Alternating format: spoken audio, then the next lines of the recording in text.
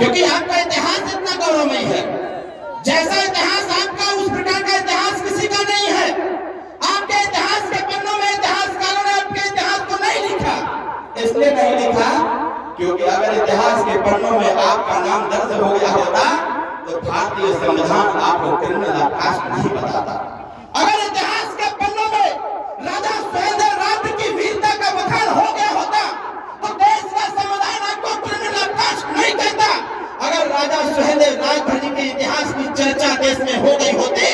तो देश का संविधान आपको जन्मजात अपराधी घोषित नहीं करता। मैं बधाई देता हूं अपने पार्टी के पदाधिकारियों को, मैं बधाई देता हूं अपने पार्टी के संगठन के कार्यकर्ताओं को, मैं बधाई देता हूं पार्टी के समर्थक साथियों को, मैं बधाई देता हूं अपने मतदाता साथियों को कि आप लोगों की मेहनत की देन रही कि जिस राजभर समाज के माथे पर लिख दिया गया था कि ये पैदाइश से जन्मजात अपराधी होगा, उसके माथे से वो कलंक हटाया गया और देश के इतिहास में राजभर जी, ओम प्रकाश राजभर जी के द्वारा बताया गया कि हम जन्मजात अपराधी नहीं हैं, हम इस देश की रक्षा करने वाले वीर सपूत हैं। हम लोगों ने इस देश की रक्षा की। इसलिए साथियों, इतिहास को पढ़ने की आवश्यकता है,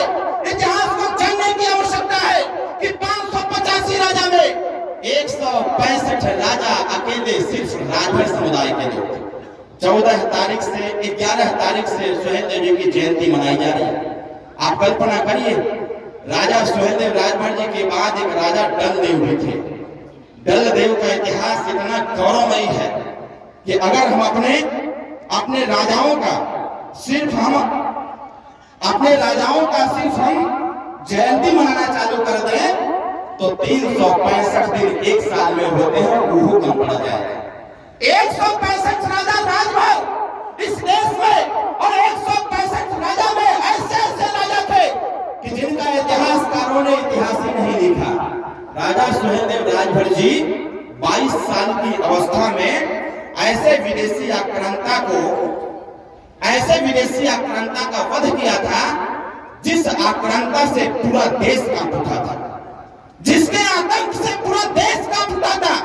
जिसके आतंक से इस देश के तमाम राजा परास्त हो चुके थे। जब ये विदेशी आक्रांता बहराइच जाता है और जब बहराइच जाकर के राजा सुहेलदेव राजभर जी को ललकारता है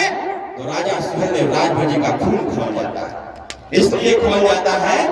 क्योंकि उनको सूचना लगातार प्राप्त हो रही थी कि एक विदेशी आक्रांता भारत में प्रवेश किया है,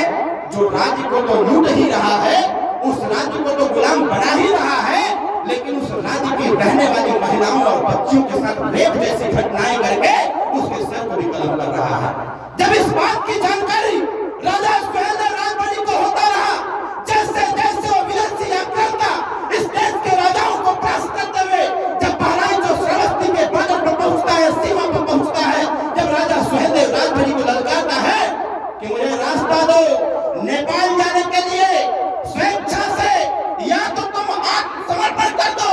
नहीं तो युद्ध करने के लिए तैयार हो जाओ। और जैसे ही सूचना राजा सुहेलदेव राजभर जी को प्राप्त होता है, राजा सुहेलदेव राजभर घबरा जाते हैं कि अगर हम इससे युद्ध नहीं करेंगे तो कहीं न कहीं ऐसा होगा जिस प्रकार से साजिशें रच करके अन्य राज्य को इसने लूटने का काम किया,